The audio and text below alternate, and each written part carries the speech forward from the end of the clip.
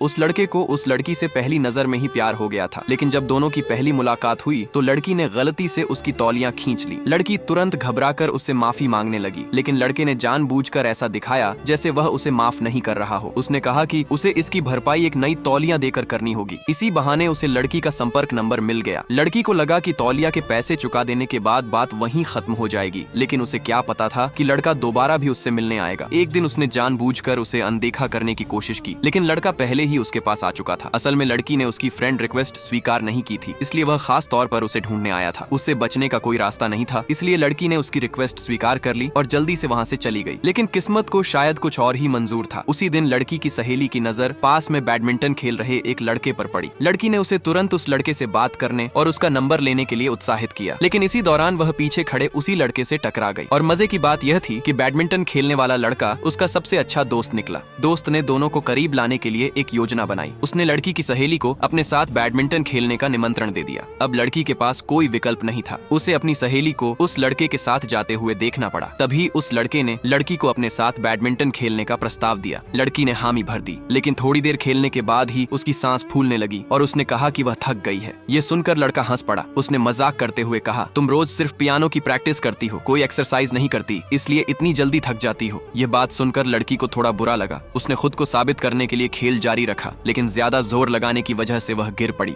लड़का तुरंत उसकी तरफ दौड़ा। जब उसने देखा कि लड़की खुद से खड़ी भी नहीं हो पा रही है तो उसने उसे अपनी बाहों में उठा लिया। वह उसे पास की कुर्सी तक ले गया और उसके घुटने की चोट देखने लगा। घाव पर हाथ लगते ही लड़की दर्द से चीख उठी और थोड़ी शर्मिंदा भी हो गई। तब लड़का खुद जाकर पट्टी और दवाइयां लेकर आया और बहुत सावधानी से उसकी चोट पर पट्टी बांधने लगा। उसकी इतनी कोमल और परवाह भरी हरकत देखकर लड़की हैरान रह गई। उसे उम्मीद नहीं थी कि वह इतना संवेदनशील और देखभाल करने वाला इंसान भी हो सकता है। दूसरी ओर दोनों के दोस्त ये सब बड़े ध्यान से देख रहे थे। दोस्त ने माहौल को और आगे बढ़ाने के लिए कहा कि वह सभी को खाना खिलाएगा। जब लड़की को पता चला कि उसकी सहेली को उस लड़के का संपर्क नंबर मिल चुका है तो वह निश्चिंत हो गई और सबके साथ रेस्तरां चली गई। खाना खाते समय उस लड़के के दोस्त ने बताया कि कुछ दिनों बाद उसका जन्मदिन है और उसने दोनों लड़कियों को अपनी पार्टी में आने का निमंत्रण दिया, लेकिन लड़की ने कहा कि उसी दिन उसका पियानो प्रतियोगिता है और शायद वह समय पर नहीं पहुंच पाएगी। दोस्त ने तुरंत जवाब दिया, कोई बात नहीं, पार्टी जल्दी शुरू नहीं होगी, तुम देर से भी आओगी तो चलेगा। इस तरह चारों ने अगली मुलाकात का वादा कर लिया। प्रतियोगिता वाले दिन वह लड़का खास तौर पर कार्यक्रम स्थल के बाहर उसका इंतजार कर रहा था। उसे देखकर लड़की हैरान रह गई और पूछ बैठी, तुम यहाँ क्या कर रहे हो? लड़के ने तुरंत बहाना बनाया और कहा, एक दोस्त ने मुझे टिकट दे दिया था, अगर मैं नहीं आता तो टिकट बेकार चली जाती। लेकिन सच्चाई यह थी कि वह सिर्फ लड़की को देखने आया था। उसने लड़की का हौसला बढ़ाते हुए कहा कि उसे घबराना नहीं चाहिए और अपनी पूरी क्षमता के साथ प्रदर्शन करना चाहिए। उसके प्रोत्साहन भरे शब्द सुनकर लड़की का आत्मविश्वास बढ़ गया। वह मुस्कुराई और पूरे भरोसे के साथ